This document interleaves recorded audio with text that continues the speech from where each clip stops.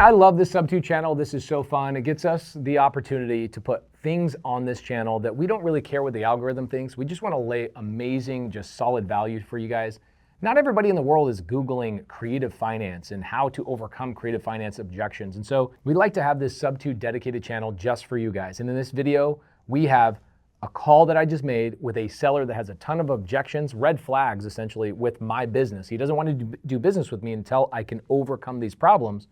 And what happens after this call is my students are all sitting around in my home office and they have all these questions about why did you do that? Why didn't you do this? And what happened here? And da-da-da-da. This video is breaking down all of those questions. I hope you enjoy. Hopefully this provides context. Any questions? Why not just give them like break 69? Who, the seller? The note. Okay, Ashley. Ashley. Have you never read, what's his name? Never Split the Difference. If I offer, here's what'll happen, okay? I have so many good stories about this crap. You guys too do as deal doers. If I offer 369, Ashley, here's what the guy's gonna say.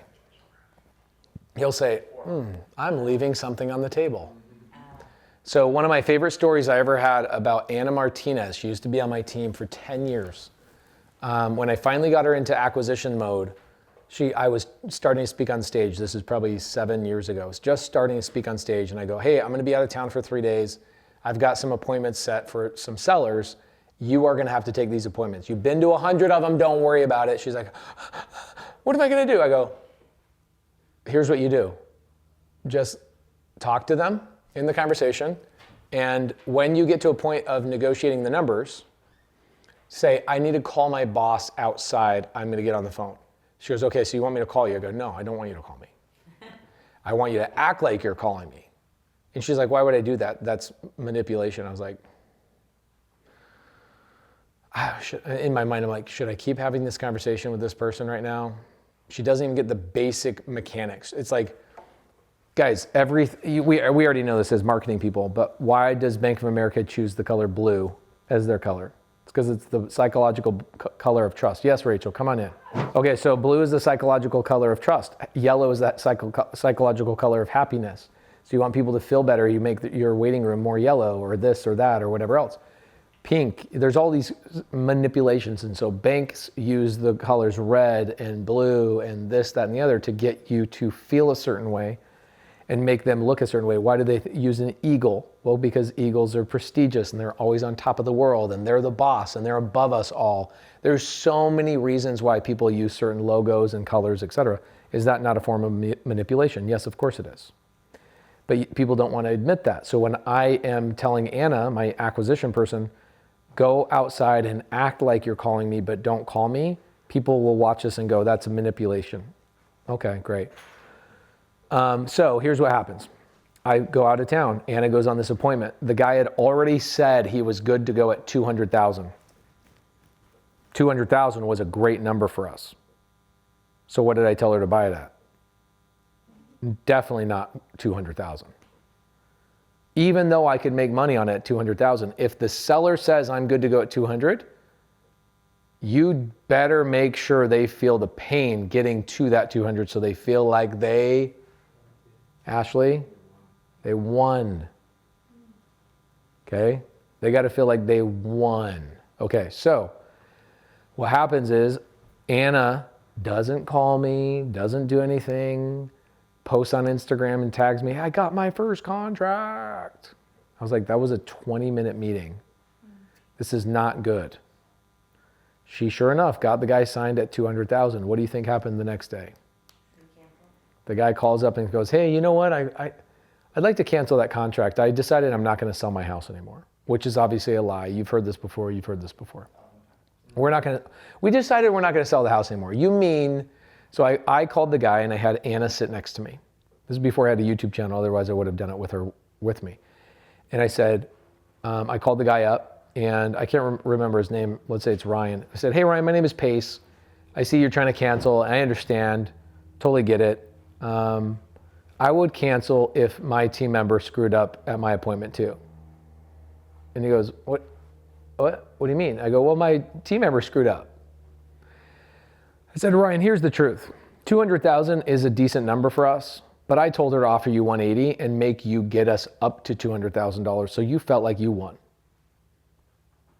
Because I know how humans are. They want to feel like they won. The reason why you're canceling with me right now is because you felt like you left too much on the table. She made it too easy for you. And you felt like you could have gone to 210 or 215. He's like, holy crap. Yeah, you're right. I actually called another investment group right after you and they offered me 215. I go, okay, great. So here's what's going to happen. We're going to close the transaction because you can't cancel a contract in the state of Arizona ever, in any state that I'm aware of. Maybe California, they've changed this, but you cannot cancel a contract as a seller anywhere. So here's what I'll do. I will give you a cancellation if you allow me to put a memorandum on your house saying that if you ever sell in the next 12 months, that I get first right of refusal at $200,000. I'll let you cancel right now. He goes, okay, let's just close the deal. And I said, Ryan, how sad is it that we all have to be manipulated into thinking we got a good deal? He goes, yeah. So I also told him this story about this one time I went to Walmart and they had these stickers. They just put stickers on top of stickers of like, here's the price, here's the price, here's the price, here's the price. And it was this one time where a gallon of milk was like $3 or whatever it was. Somebody's going to criticize me for this. I don't know what the gallon of milk is, but there was a sticker, it was like $3. And then it says, new price, $3.69. Or sale price, $3.69. It covered up the $3 thing. They do this all the time. Yeah. And when you feel like you're getting a sale or a great deal or blowout special, limited quantities, $3.69. And I told Ryan the story. He's like, yeah.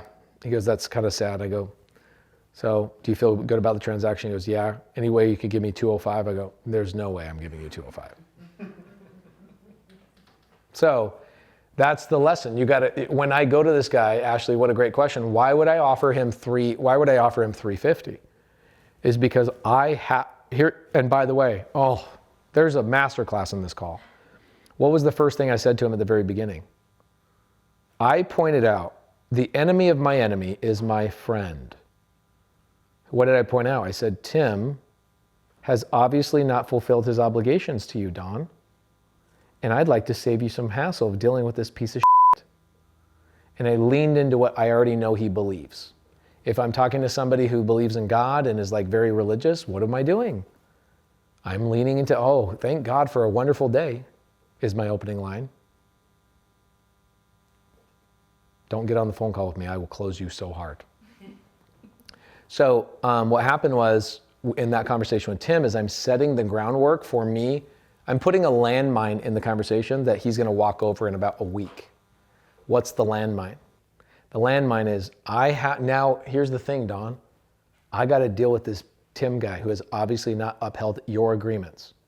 Do you see how I gave him the air to tell me? He's like, yeah, and this guy and the purpose of the da-da-da. And this guy, he talked about it for about 10, 12 seconds in the very beginning about, and about the topic of this Tim guy. How did you get my number? How did you get involved in this transaction is what he wanted to hear. But I gave him the ability to lay into that, which basically I laid the ground mine and I let him put the dirt over top of it. Oh my gosh. Like really think about what happened just there. And it happened within 15 seconds. It was one of the most important things. So when people say to me, hey, this guy's trying to cancel the contract or this guy's trying to get something more out of me, I go, you didn't plant the right seeds that got you to the right place, right? Set upfront contracts. So I already know in order for me to go from 369, even if that's a great deal at 369, I'm going to make a lot of money at 369. But if I tell him 369, just like Eddie said, he's going to go, I left money on the table. So when I finally get approval to talk to Don, I'm going to say, hey, Don, if we're going to do this deal, my team wants to know, to make it worth all the time and aggravation we're going to have to deal with this good for nothing rotten Tim guy that you've had to deal with for the last several months, is there any way we can get to a price of $350 to help us pay for some future legal costs? Give them a logical reason why, I'll get to $350. If I can't get to $350, I'll say, okay, My team says we can go up to the 369, but we need X, Y, and Z in order to do so. And that X, Y, and Z could be closing escrow at the exact same time I was planning on closing escrow. Even though I'm buying at 369 and we're going to close escrow on November X, Y, and Z, I'm going to make it believe that that was really hard for me to get to every single damn time. If you ever wonder why you're losing your contracts, that's why. By the way, check this out. You guys want to have a corporation set up just like me. You want to have the LLCs that nobody can see where you are and what you're doing. Go to startwithprime.com. Get your LLC set up properly that nobody, even experienced investors, can't find out who I am, what I own, what I'm doing. And even if you sue me, you can't take anything from me because I don't own anything. I just control it all. Remember, control everything, own nothing. Go to startwithprime.com to get your corporation set up the right way later.